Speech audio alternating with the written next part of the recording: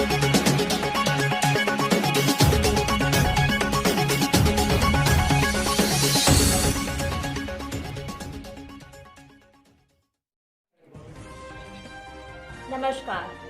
आप देख रहे हैं केएनपी न्यूज 1 और मैं हूं आपके साथ तान्या लोहिया। आइए रूबरू करते हैं देश और विदेश की तमाम खबरों से। कोरोना महामारी को देखते हुए जहां संपूर्ण देश में लॉकडाउन लगा हुआ है, जहां धार्मिक स्थल पर भीड़ भाड़ इकट्ठा न हो, इसके लिए प्रशासन ने पूर्ण रूप से पाबंदी लगा दी है। ऐसे में जहां रमजान का पवित्र महीना चल रहा है, मुस्लिम समाज ने भी ऐसे समय में लॉकडाउन का पूर्ण रूप से पालन किया है। अब ऐसे समय में मुसलमानों का सबसे बड़ा त्योहार ईद आ रहा है।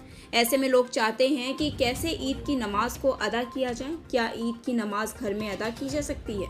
इसी मसले में उत्तर प्रदेश के महोबा जनपद के सुल्तानी सराफा बाजार मस्जिद के पेश इमाम मौलाना एहसान हुसैन सुल्तानी ने लोगों को बताया ईद की नमाज का मसला।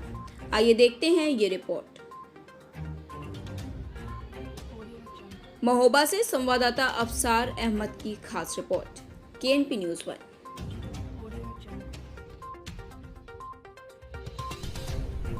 कोरोना महामारी को देखते हुए ईद की नमाज अदा करने का क्या तरीका है और आप क्या मुस्लिम समाज से क्या अपील करना चाहेंगे? बिस्मिल्लाहिर्रहमानिर्रहीम। जैसा कि हमारा देश कोरोना महामारी से जूझ रहा है, हम लोग देख रहे हैं कि ये तकरीबन 8 जुमा करीब हो गए हैं। हम लोगों ने नमाज जुमा नहीं अदा की है। इसकी वजह सिर्फ यही है कि जुमा की जो शर्तें हुआ करती हैं वो शर्तें नहीं पाई जा रही हैं। लेकिन जुमा तो निकल गया, उसके साथ साथ अब ईद का त्यौहार हम लोगों के सामने आ रहा है, तो लोगों के सामने ये सवाल पैदा हो रहा है कि हम ईद की नमाज कैसे पढ़ें।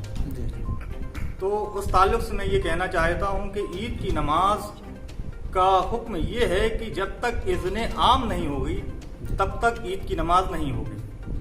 अब गवर्नमेंट ने हमको लॉकडाउन के अंदर रखा हुआ है, तो गवर्नमेंट ने हमको इजाज़त नहीं दी है, और जब हम इज़्ने आम नहीं मिल रही है हमको, तो हमारे ऊपर ईद की नमाज वाजिब नहीं होगी और ना ही घर पर ईद की नमाज हम पढ़ सकते हैं।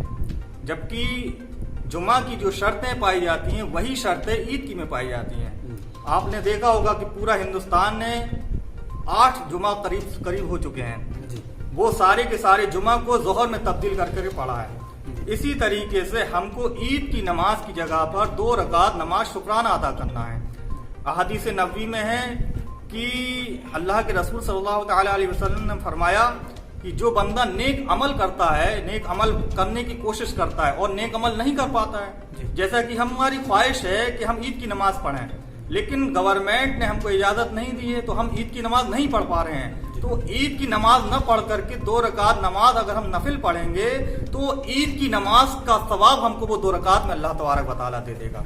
इसलिए हम चाहते हैं कि अपने अपने घरों में नमाज चाश्त, उसी वक्त का टाइम होता है, नमाज चाश्त अदा करें और नमाज चाश्त के बाद अल्लाहु अकबर 34 बार पढ़ें, क्योंकि जो नमाज ईद में 6 तकबीरें जायद हुआ करती हैं, वो अगर हम अल्लाहु अकबर नहीं पढ़ पा रहे हैं क्योंकि ईद की नमाज नहीं पढ़ रहे हैं, तो हम नमाज चाश्त के बाद 34 मरतबा अल्लाहु अकबर पढ़ें। यही मेरी अपील मुसलमानों से है।